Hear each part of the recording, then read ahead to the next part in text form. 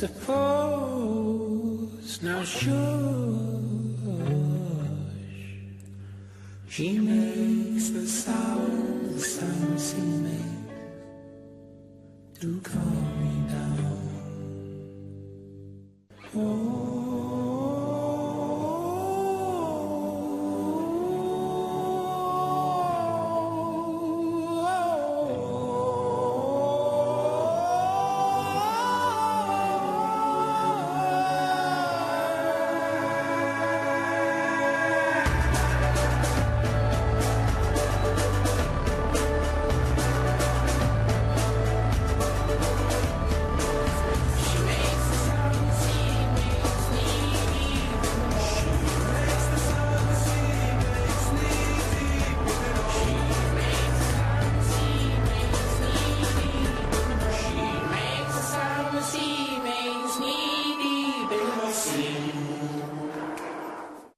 Ladies and gentlemen, please welcome Jeanette Henley, Senior Vice President, Wildlife Conservation at WWF.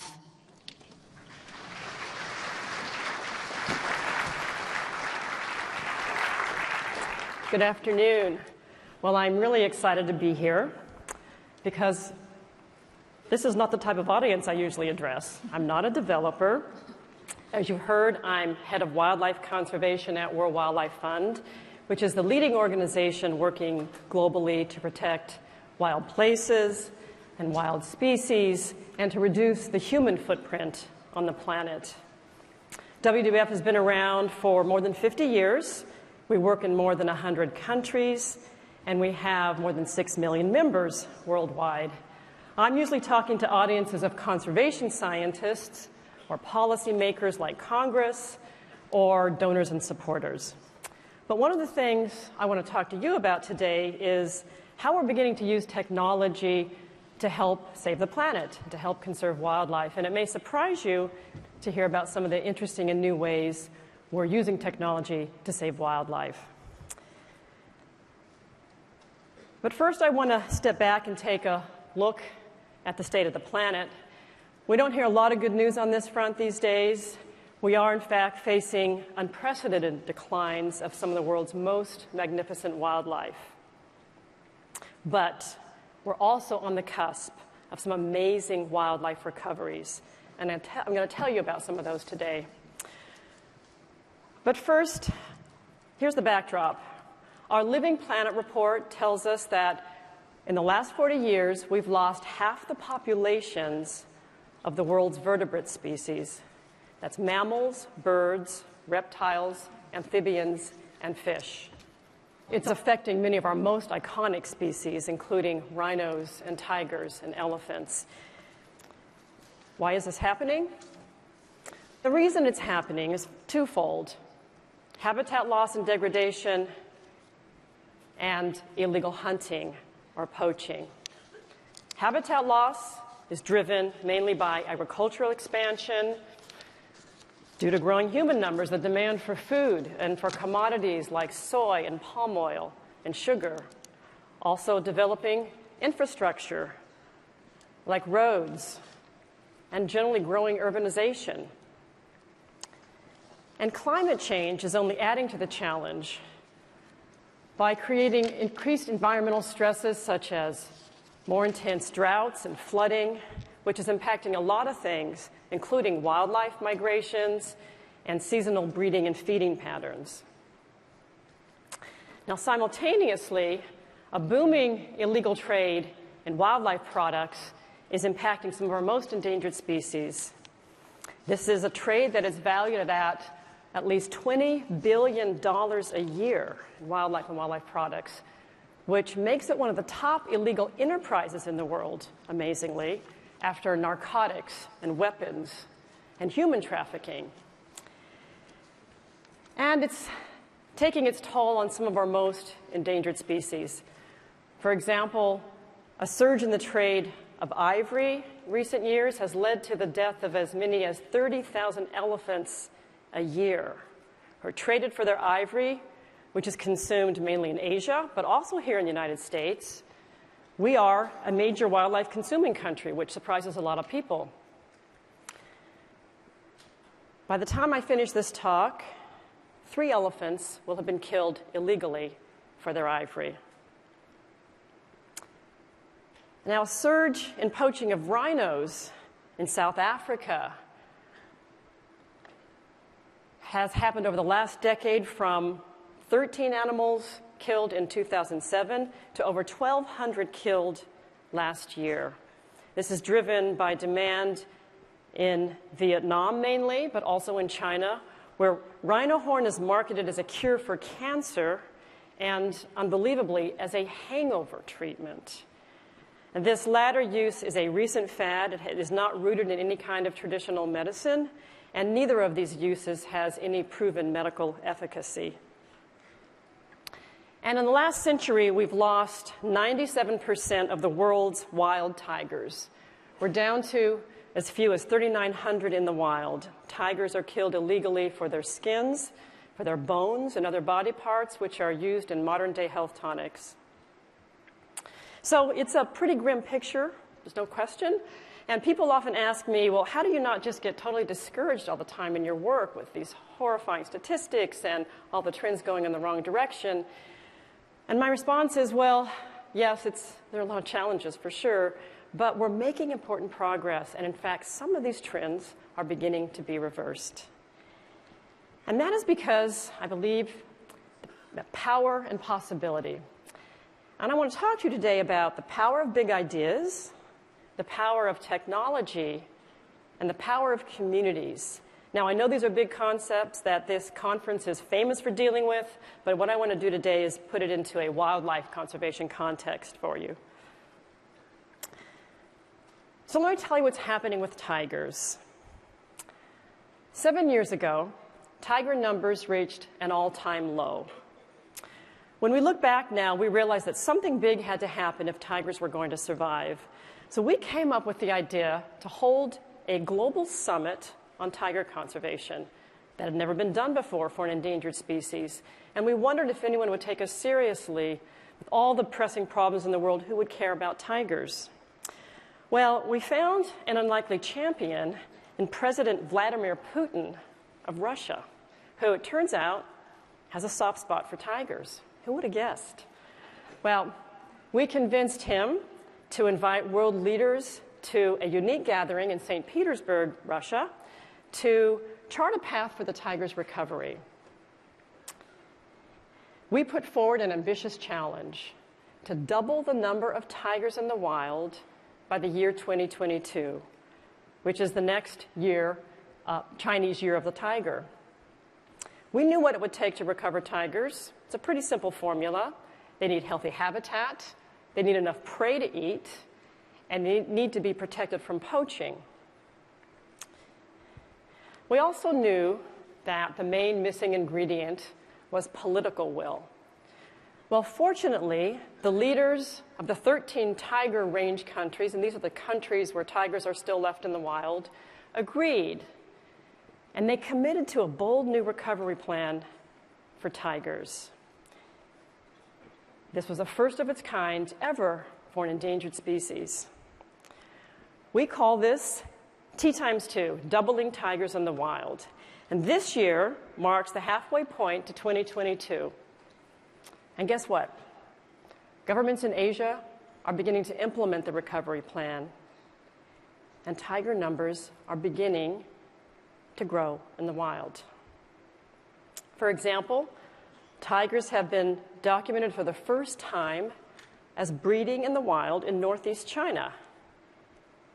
And tigers have been recorded in places they'd never been seen before, but documented before, such as on the border of Thailand and Myanmar, which is where this video of a mother and her cubs was taken just last year.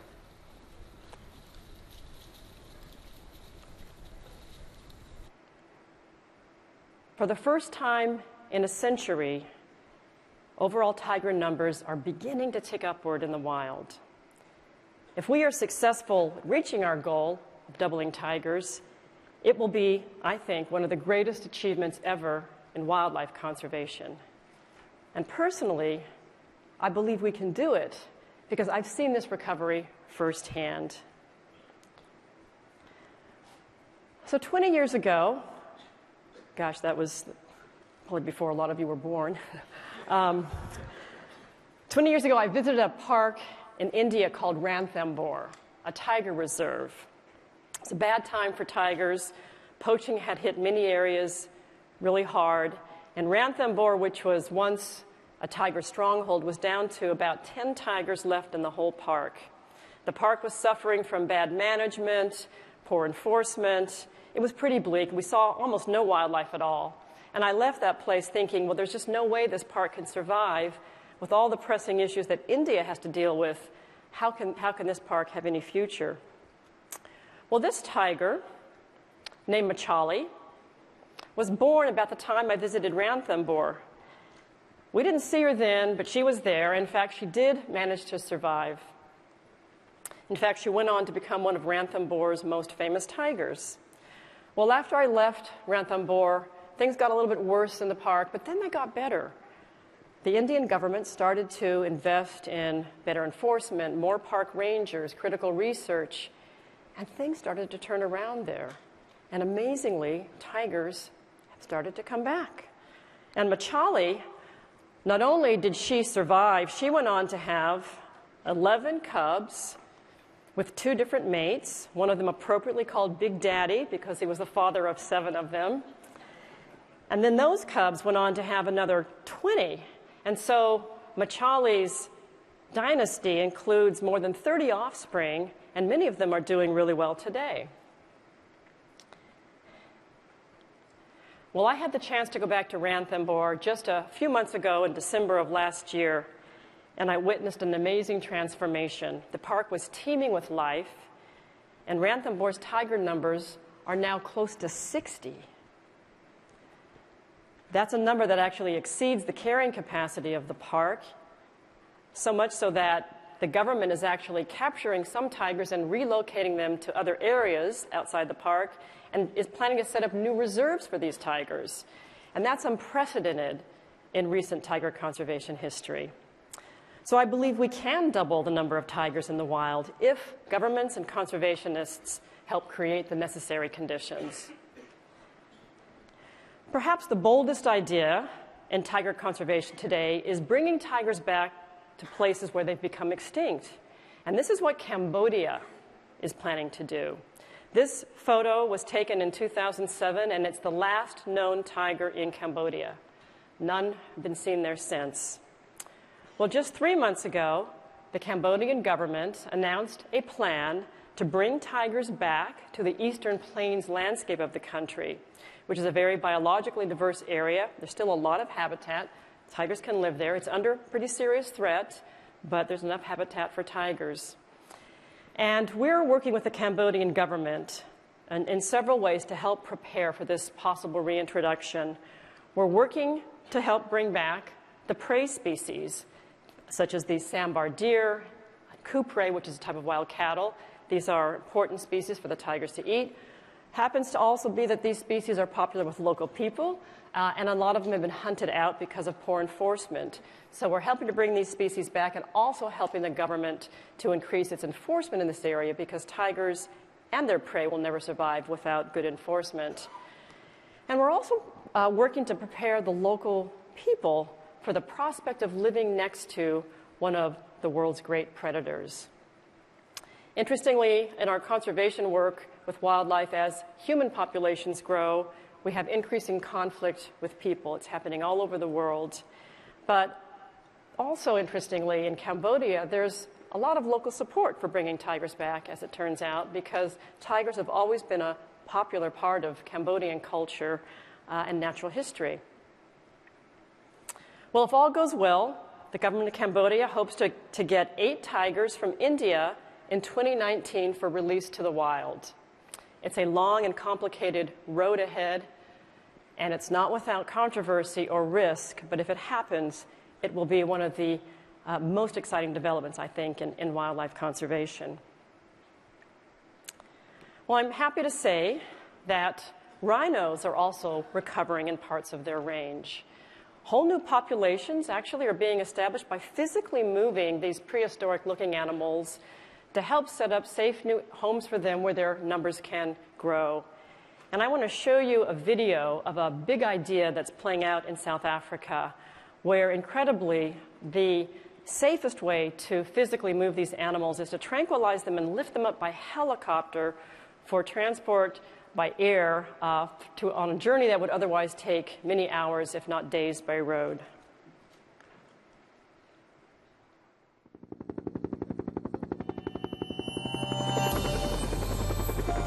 Black rhino and rhinos generally are under huge pressure.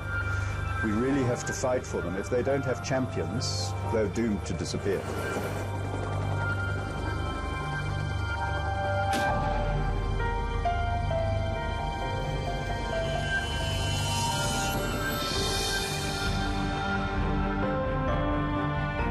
And this is the kindest way we've yet discovered of moving a rhino from the field to a vehicle. It is a big operation. It's a lot of animals to try and move in a really short time. There are no roads. There is no access whatsoever. You know, most of these parks are wilderness area.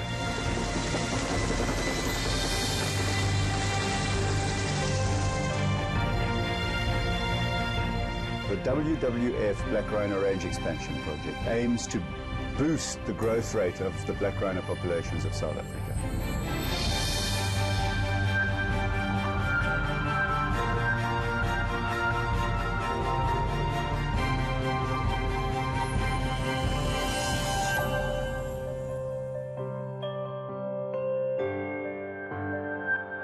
It's become a passion. It's not just a job, it's a passion, and yeah, it gets into your soul. There hasn't really been an operation of this nature with 20 black rhino conducted in South Africa.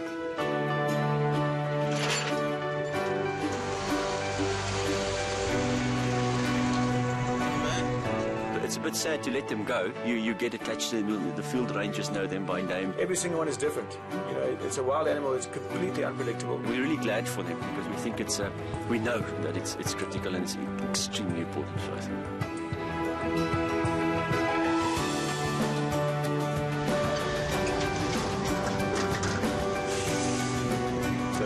Over 1,400-kilometer journey. It's the longest journey I've ever done with rhinos. The black rhino coming back in this area is a very big thing. This has been a very good cooperative thing because we've got Eastern Cape parks, we've got sand parks, we've got Disemvelo KZN Wildlife, and of course WWF. And I think it could only work because all the different parties are so passionate. It's a huge thing to see them for the first time coming to this particular area.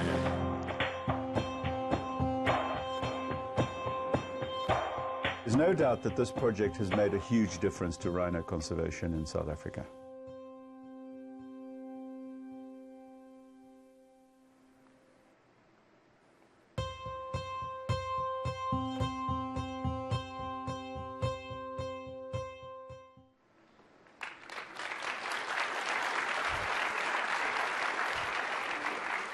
So in the midst of a poaching epidemic that's hitting parts of the country, whole new rhino populations are being created through this extraordinary method, building a future for the species in South Africa.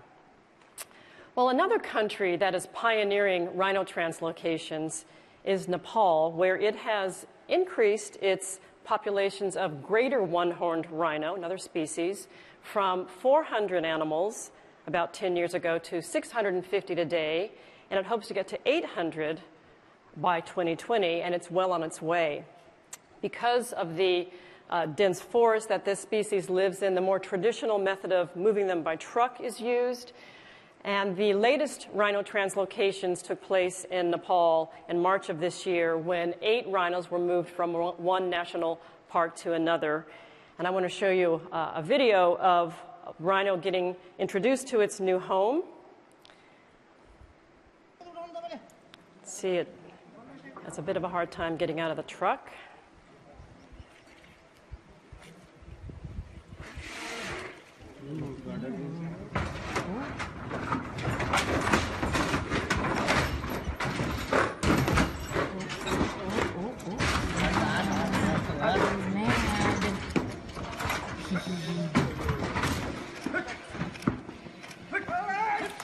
Finally out. gives you a sense of how powerful these 2-ton animals are. Well, there's wonderful evidence that these recently translocated rhinos are doing well. Just 3 weeks ago, one of them gave birth to this adorable little guy who's also getting to know his new home for the first time. Well, sometimes big ideas need to be backed by the power of technology, and we're increasingly using tech in our work on the ground, in the cloud, information sharing, crowdsourcing, to the Internet of Things and all the sensors that are part of it. There's no question that technology is helping to fortify and accelerate many of our wildlife conservation efforts. But just for a larger context, when I first went to Ranthambore in India, the human population of India was about 1 billion people. India is projected to add another 500 million people to its population by 2050. In Africa, the human population is expected to double by the year 2050 and then double again by the end of the century. Technology needs to help conservation adapt to this crowded new world. So let me show you some of the ways that we're using tech in our work, from new tracking methods of wildlife using DNA to detecting and deterring poaching using thermal cameras and drones. So our work tracking wildlife has come a long way. We used to rely on pug marks, which are footprints, or scat, which are animal droppings, to count and monitor animals, and that was very laborious and pretty imprecise. So camera traps have become kind of the mainstream way of monitoring animals in their natural habitat. Camera traps are cameras set up remotely that are triggered by a motion sensor when an animal crosses its path. And these are especially useful for species that are most active at night, like lions, or species that have distinctive markings, like a brown hyena, where you can identify individuals by their markings, and the same with tigers. In fact, the latest tiger surveys have relied on thousands and thousands of images from camera traps that are giving us the latest tiger population trends. And as cameras become lighter and smaller, they are giving us a wonderful window into what the world looks like from an animal's perspective. And videos like this help us understand how species like turtles are using their habitat, which helps us understand how to protect them better. They are also great tools for raising awareness.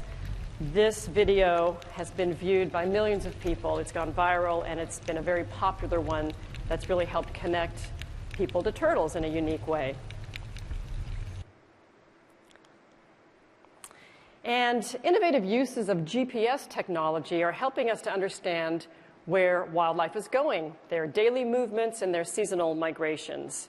One of our scientists made a cool discovery in 2012 by putting special satellite collars with the latest GPS technology on a group of 8 zebras. He discovered that they moved from a part of northern Namibia to the middle of Botswana, about 200 miles south. And this turns out to be the longest known terrestrial migration in Africa. And it's amazing to think that as recently as just 4 years ago, we didn't know about the longest land migration in Africa. And this technology made that possible. So here's an animation of the zebras moving over the course of about 6 or 7 months. Each colored dot represents an individual zebra. They start in this northern part of Namibia, and they start moving south. As the wet season comes on, you'll see the dark green background indicating the wet season is coming. They move south pretty quickly to a special place where it turns out they eat a very nutritious grass during the wet season. They hang out there for about 10 weeks, and then they kind of start meandering back up north to the place from where they came. It takes them a little longer to get back up, but they finally end up back, when the dry season comes, to their preferred habitat in Namibia. And the importance of this data is that we can now use it to advocate for protecting the species through its whole migration corridor, and thus preserve the life cycle of the herd in this particular area. Well, one of the most recent developments that I'm most excited about is the use of thermal imaging cameras to help identify poaching threats. Thermal cameras, are also known as infrared cameras, detect the heat emitted from a person or an animal. And in a pilot we're undertaking in Africa, we're pairing these cameras with software that is able to distinguish an animal from a person. So when a person crosses into a park illegally or inappropriately, the software automatically sends a signal to enforcement authorities. Since these cameras were installed a few weeks ago, they're put on poles actually, and they have a viewing range of 2 miles, up to 2 miles, huge range. Since they were installed, they have detected several intruders in this particular area, and one suspected poacher has been arrested. And let me show you the video of the poacher, or suspected poacher, who was arrested. You see him walking along the fence line, which is the border of the park. He's looking for a way to get into the park inappropriately. Finally finds a way, jumps over, and he's in the park. And that red box around him is what triggers the signal, the alert that's sent to enforcement authorities who later nabbed him. So if this technology is successful, if this pilot works, we hope to scale it to other areas where we think it could have a really good use in perimeter security around protected areas. Well, remember I said earlier, we started our work years ago using footprints as the way to track animals and count them. Well, we're still using footprints, but these days we're extracting DNA from them. Through advances in DNA technology, an amazing amount of information can be drawn from a polar bear footprint in the snow, including the gender of the animal and, incredibly, what it had for its last meal. So as we're working with DNA experts to refine this technology and get the costs down, but this has the potential to revolutionize how we track animals in their natural habitats, and it's particularly useful and could be useful for species like polar bears who live in very extreme environments, making them extremely difficult to study and very expensive to study. So this is exciting as well. Well, we've been hearing a lot about drones in so many different ways, and drones are a big part of our work in conservation. There's been a lot of hype about them as well. The challenge we have with using drones in conservation is to develop civilian-level systems of drones that have some of the similar capabilities as military drones, but at a fraction of the cost. Otherwise, they're just never going to be used by park managers and conservationists. So we're experimenting with these different sort of downscaled systems, using different approaches and for different needs. For example, we're using them to map colonies of prairie dogs here in the United States. Prairie dogs happen to be the main prey species for the most endangered mammal in North America, which is the black-footed ferret. So by knowing where prairie dogs live, we know where ferrets live or have the potential to live, so we can thus help better develop recovery efforts for them.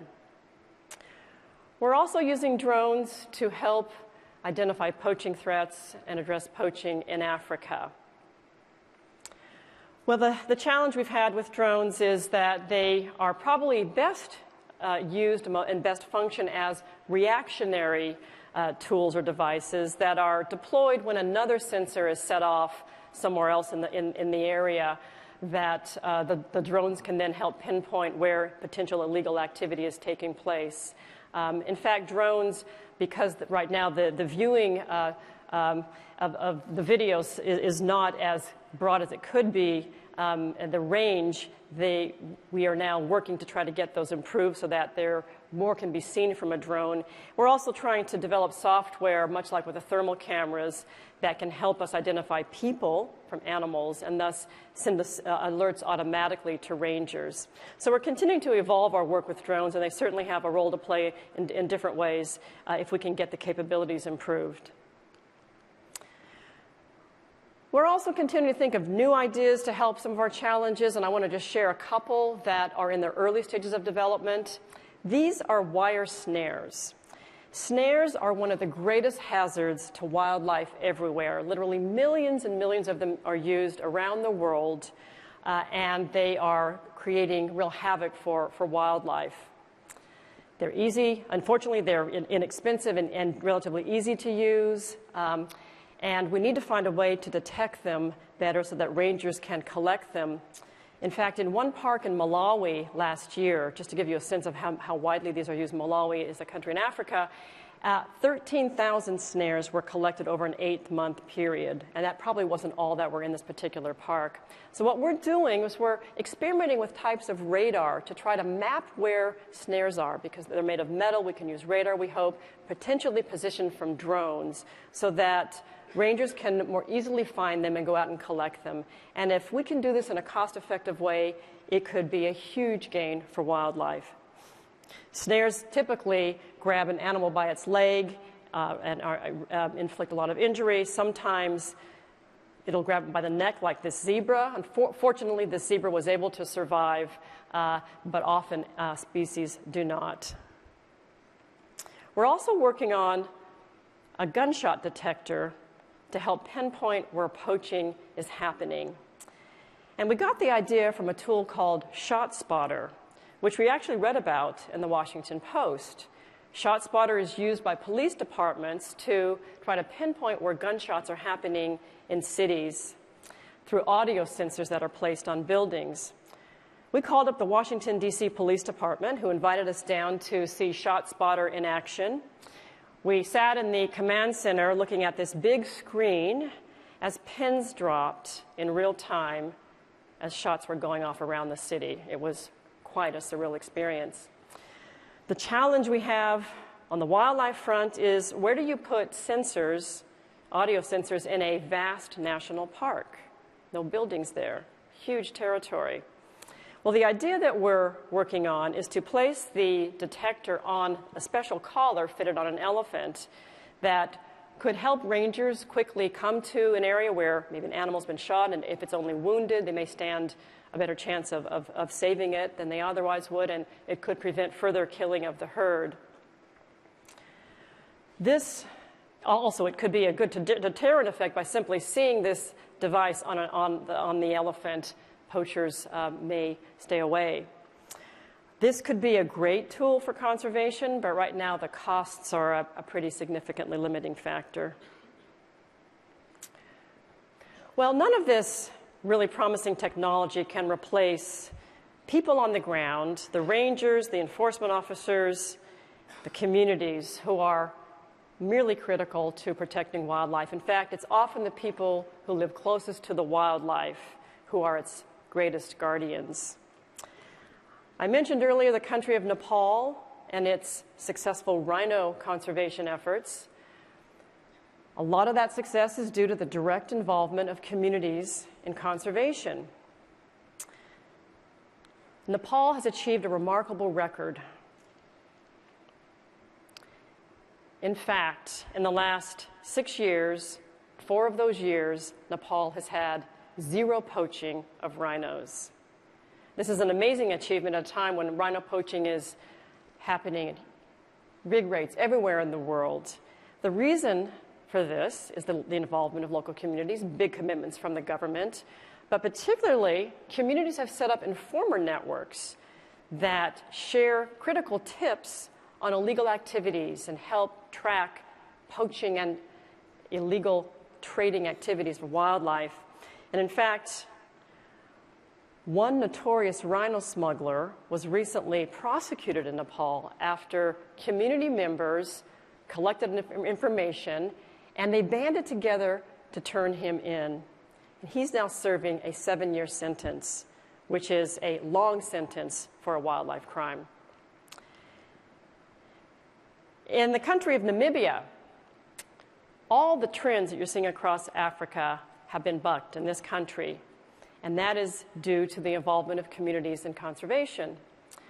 Namibia has actually seen growth almost across the board of its wildlife populations in the last 20 years, and its elephant numbers have in fact tripled since the 1990s, at a time when, unfortunately, numbers have plummeted in most other countries in Africa.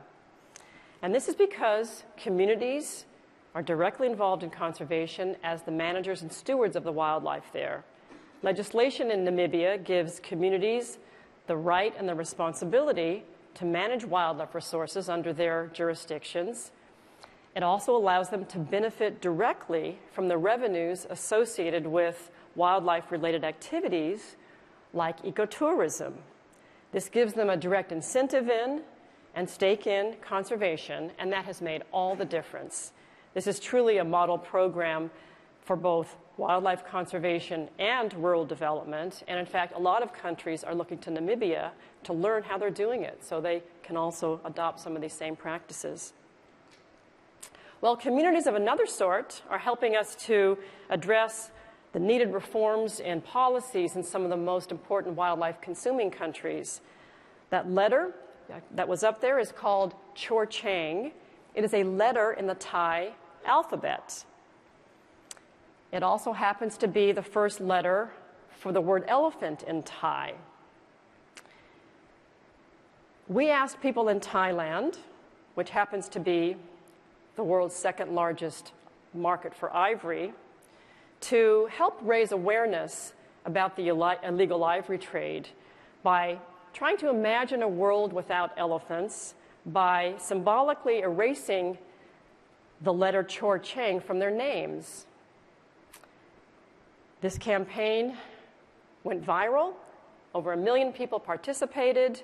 They posted pictures of their name online without the letter Chor Chang in it, on Facebook, on Twitter, on Instagram, and the result was huge public pressure on the Thai government to crack down on the illegal ivory trade and to reform its ivory trade laws, and they did. It was a big success. Just 2 weeks ago, here in this country, our own federal government announced a new regulation, a final regulation, to ban almost all commercial trade of ivory in the United States. Something we've been working on for more than 3 years. This regulation was partly made real by huge public outpouring of support for it. In fact, WWF was able to generate more than 1 million signatures on an online petition, which is the most the government's ever received from an organization on a wildlife issue.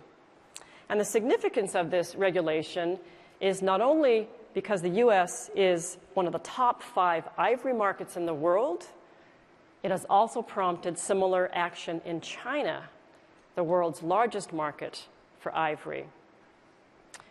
In fact, one of our big breakthroughs last year was a joint commitment by President Obama and President Xi of China to take action against the illegal ivory trade. And we're beginning to see that commitment implemented. And I'm really happy to share that just a week ago, China announced at the U.S.-China Strategic and Economic Dialogue talks in Beijing that they will announce by the end of this year a timetable for shutting down their domestic ivory market. This is a huge deal for conservation. If China makes good on its commitment, and we will do everything we can to ensure that they do, it will be a game changer for Africa's elephants. Big deal.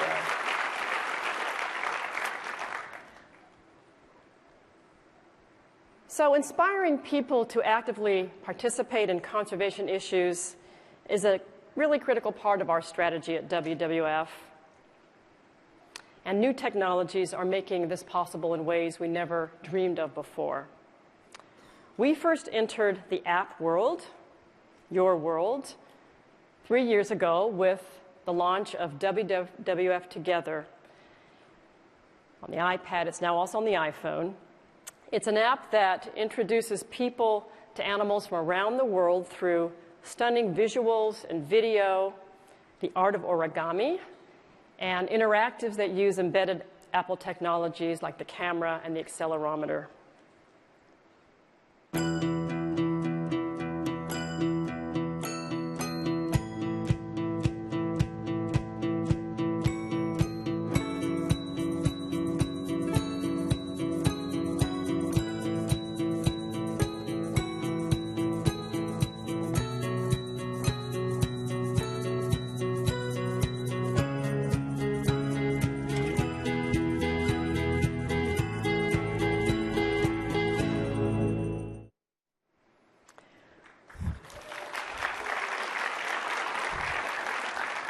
We were thrilled to be invited to this stage in 2012 to accept the Apple Design Award for this app. Our work in close collaboration with Apple actually started last year with a conservation project in China to protect up to 1 million acres of forest. That important work led to an initiative to engage hundreds of millions of people through the largest Earth Day promotion ever called Apps for Earth. Hopefully, many of you saw this. Well, actually, some of you participated in a very significant way in this 10-day promotion led by Apple in April. 24 developers created unique app content with conservation messages about the importance of conserving natural resources and wildlife and finding solutions to some of the most pressing threats to our planet. People around the globe could play Angry Birds 2 and shoot down greedy pigs who were overfishing the ocean. Or in Star Wars Galaxy of Heroes, buy a pack of Ewoks to help save the forest moon Endar. Or challenge friends and family at Trivia Crack to test their knowledge of some of the most important issues of our time, such as climate change. We reached millions of people with critical conservation messages. And we also raised critical funding for conservation. In fact, I am super excited to be able to share with you today that Apps for Earth raised over $8 million for conservation.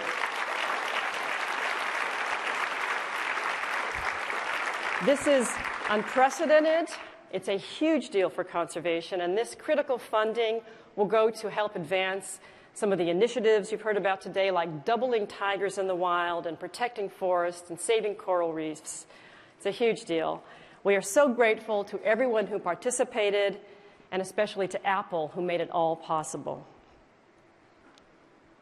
If we can do this kind of thing together, just imagine what we can do if we continue to apply our most creative ideas in support of conservation. We're making important progress, but there's so much more to do. To save everything, we need everyone. And there are a lot of critical challenges that the tech industry can help with.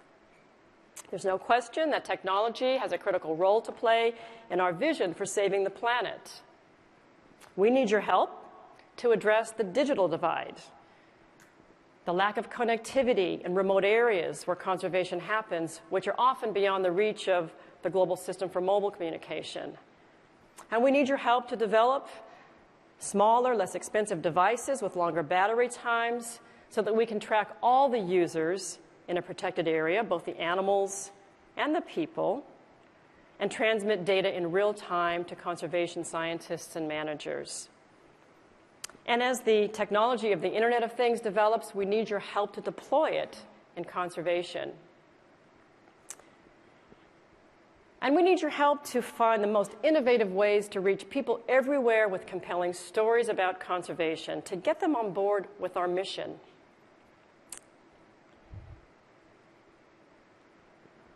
Nature and all the wonderful wildlife that is part of it is powerful and resilient, and it will respond and rebound if given half a chance.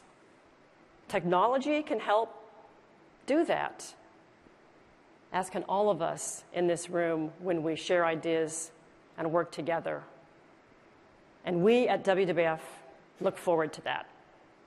Thank you.